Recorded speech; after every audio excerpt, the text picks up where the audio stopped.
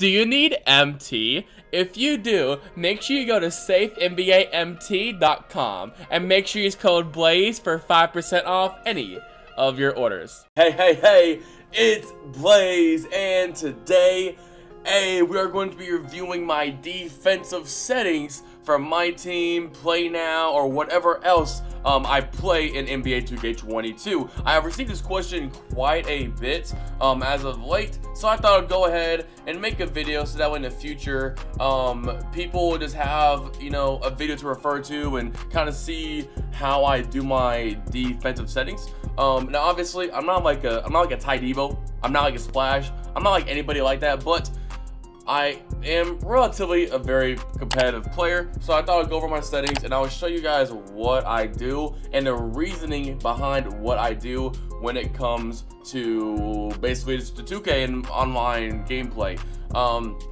So we are playing the Raptor. Okay, this is a perfect example, okay? So the first thing that I do is I go ahead and I put off ball and on ball pressure by smother and deny ball. If you play online, you always know that it's going to be a 3-point competition, especially once you get to like the higher as the year progresses on and my team gets more and more progressive. It's going to be a 3-point competition. So obviously the first thing you want to prioritize is turning your off ball and on ball and smother in order to prevent that. But I'll go into more detail about that later on.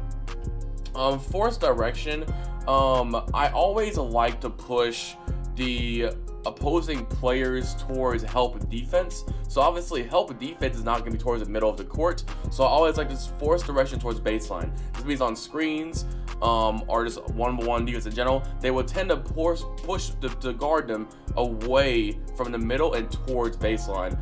So that way they go towards help defense, and I can pinch, I can hedge, I can do what I need to do in order to cover whatever their advancement is going to be. Makes sense? Yeah. Now for on-ball screens, again, going back to the 3-point thing, I prefer them to go over screens. You can also, other options like ice. Ice basically just means like, I don't know what ice means actually. I'll have to test that. But as of right now, what I do right now is I just go over. Okay, and then for hedges, you obviously want to catch hedge. This means that whoever is guarding the screener in a pick and roll, he's gonna hedge up, but then but after a while, he's gonna come back down and then cover the screener as he's rolling to the paint. So it's like a half hedge. It's like a pro-am hedge. Typically you'll hedge up, but then you also go back down and cover your man. So that's basically what that is. And then you're just gonna repeat this for the other two settings. For stay attached, it basically means like you don't want the, basically like when you put stay attached, you can have, it depends on the player for me personally, but if it's like a big 3-hunt player, I'll put no. That way, worst case scenario, if he's way too far out, then the hedge defender, screen defender, will hedge out and cover that 3-point opportunity. And then obviously the big man's gonna have a mismatch, but there's a lot of things you do to combat that. Worst case scenario, I can foul, I can reset the ball, I can try to pinch, blitz, or even to do a drop step, I can just try to go for a reach animation. There's tons of things I can work out from there, but you can't work anything from having a wide open 3, standing wide open because your defender got hard screen, right? Okay, then for off ball screen, same thing, you want to go over, going back to guarding those 3-point opportunities.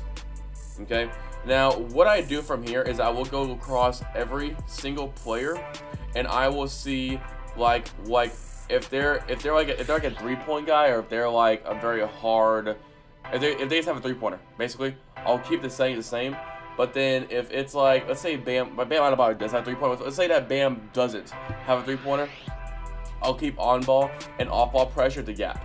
So gap for both.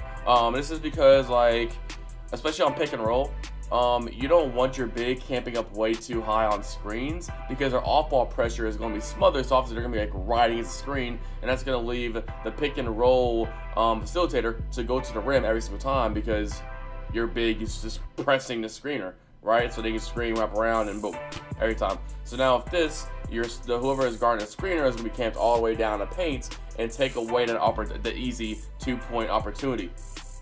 Okay, but let's say, for example, let's say that Dwayne Deadman, I know he's not a 3-point shooter, but let's say that he is a 3-point shooter, or he's a good center or a good stretch big. I will keep the off-ball pressure to leave him, and I'll keep the on-ball pressure to tight. Traditionally, when it comes to especially people that use their big men in 2K, they're very hesitant on three-point shot. Like, it'll be there, but they won't take it unless they're wide open. They're very hesitant if it's like decently wide, but they don't want to challenge it.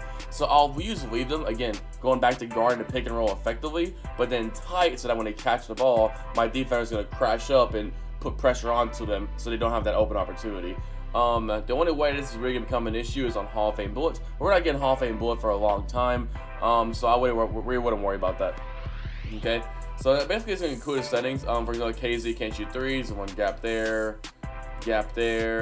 etc, etc, etc.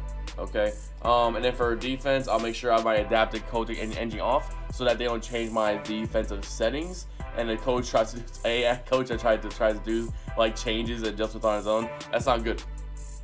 And honestly, help defense, you want to go to your coaching sliders and you want to turn that thing all the way down to 0. And basically just it doesn't do too much, but it does a little bit of helping your AI from just crashing and rotating on nonsense situations of just crashing for no reason, right? So let's keep that in mind. And yeah, that basically does conclude the defensive settings video. I hope you guys do enjoy this.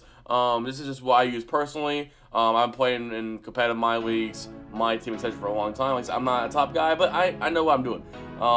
So I hope this in-depth video does help you out with playing better defense across 2K. And you guys have a good one. As always, good day.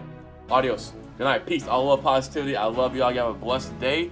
And I'll see you guys in the next one.